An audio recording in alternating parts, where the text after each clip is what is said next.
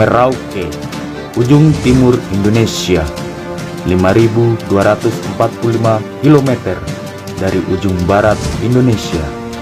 Merauke mendobrak imajinasi tentang kota di ujung timur Indonesia yang kini telah menjadi gerbang Nusantara. Kota yang menunjukkan semangat Papua untuk bergerak maju guna bersaing dengan kota lainnya di kancah nasional. Semangat Papua. Salam dan bahagia. Isakot Bekai, Isakot Kai. Satu hati, satu tujuan. Salam Merdeka Belajar.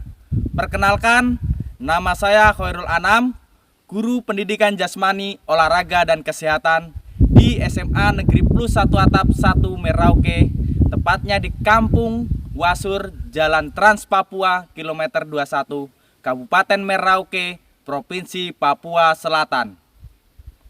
Sekolah kami adalah Lembaga Alternatif Peradaban Papua. Sekolah afirmasi model pendidikan formal dan non-formal. Gratis berpola asrama. Siswa saya mayoritas 95% putra-putri asli Papua.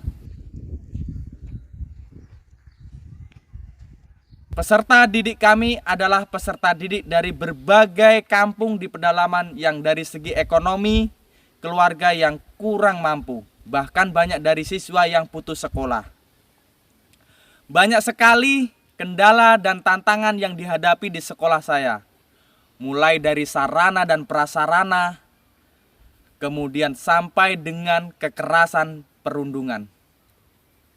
Belum lagi di sekolah kami tidak adanya akses internet di sekolah kami. Kemudian seringnya kita mendengar, bahkan kita melihat banyak sekali perilaku perundungan atau kekerasan dalam dunia pendidikan yang seringkali membuat prihatin dan menjadi PR besar dalam dunia pendidikan kita saat ini. Perilaku bullying kerap sekali melanda generasi kita.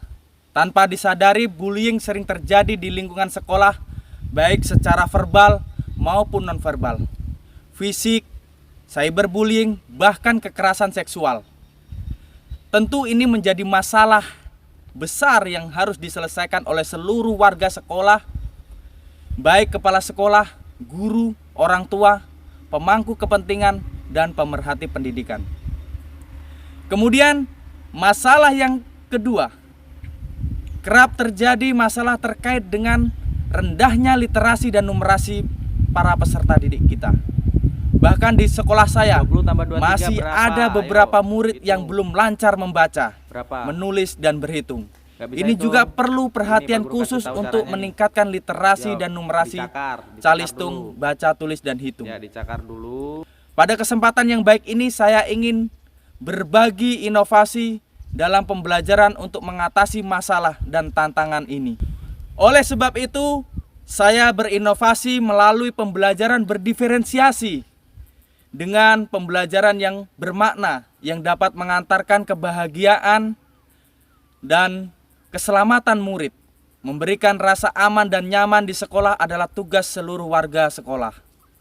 Inovasi pembelajaran praktik baik yang saya lakukan untuk mengatasi masalah terkait bullying atau perundungan ini di lingkungan sekolah yang berdampak kepada peserta didik, serta bagaimana meningkatkan literasi dan numerasi dan kebugaran peserta didik saya. Melalui Smart Apps Creator terintegrasi dengan permainan lokal Loncat Walabi untuk meningkatkan literasi, numerasi, dan kebugaran siswa serta mengatasi perundungan bullying di lingkungan sekolah. Dengan memanfaatkan teknologi Smart Apps Creator yang saya kembangkan, yaitu aplikasi pembelajaran multimedia, pembelajaran interaktif. Tentu saya sebagai pendidik, saya melakukan analisis terlebih dahulu sebelum melakukan proses pembelajaran. Yang pertama, saya melakukan asesmen diagnostik untuk mengetahui kesiapan profil belajar peserta didik saya. Yang kedua, saya berkonsultasi dengan rekan sejawat untuk mencari solusi dan referensi serta sasaran dan masukan dari rekan sejawat saya. Yang ketiga, saya merencanakan proses pembelajaran di kelas. Yang keempat, saya menyiapkan dan membuat media pembelajaran yang berdiferensiasi dengan memanfaatkan teknologi Smart Apps Creator yang isinya adalah materi, sosialisasi, dampak bahaya bullying.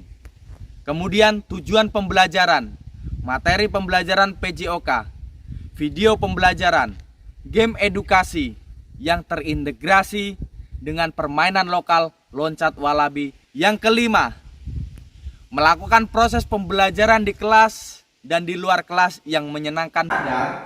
Kalian tuh terkadang melakukan perundungan terhadap teman-teman kalian. Contohnya menghina. Menghina itu termasuk perundungan, ya.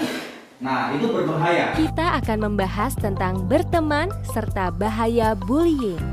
Sebelum masuk ke pembahasan, yuk kita simak dulu kisah berikut ini. Mereka sendiri merasa tidak percaya diri, ingin diakui oleh kelompok pertemanannya, atau takut dibully.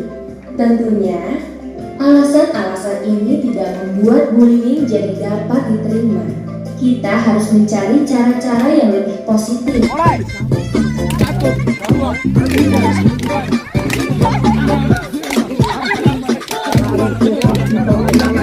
Bersedia? Siap. 8 kurang 38. Cepat. Aduh, Cepat sudah tambah 21 berapa? Cepat itu. Cepat itu. Cepat. 21 tambah 21. Kalau 2 tambah 2 berapa? Oke, 1 tambah 1. Juni cepat lari. 2. Tadi 4 Om. Jadi berapa? Yang keenam adalah melakukan evaluasi dan refleksi. Jika semua guru dapat mensosialisasikan dampak dan bahaya bullying kepada murid di seluruh mata pelajaran dan seluruh satuan pendidikan melalui media dan metode pembelajaran yang tepat, maka akan berdampak positif sehingga meminimalisir terjadinya bullying atau kekerasan di lingkungan sekolah. Dari praktik baik yang saya lakukan ini dapat berdampak kepada peserta didik saya dengan saling menghargai dan menghormati sesama tanpa membedakan bentuk, fisik, ras, budaya, agama, dan sosial budaya mereka. Mereka hidup rukun damai, bergotong royong, dan bersosialisasi dengan baik. Dampak yang kedua adalah peserta didik saya saat ini mulai lancar membaca dan berhitung. Dari 21 siswa, sisa 3 siswa yang masih belum lancar membaca, menulis, dan berhitung. Artinya, metode dan media yang saya terapkan cukup berhasil dan dalam pembelajaran ini sangat berdampak.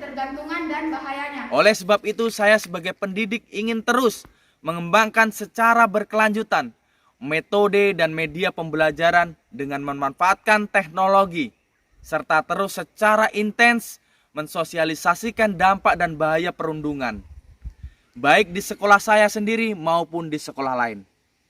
Semoga praktik baik ini dapat bermanfaat buat kita semua untuk mewujudkan merdeka belajar. Salam dan bahagia. Salam merdeka belajar. Isakot Bekai, Isakot Kai, satu hati, satu tujuan.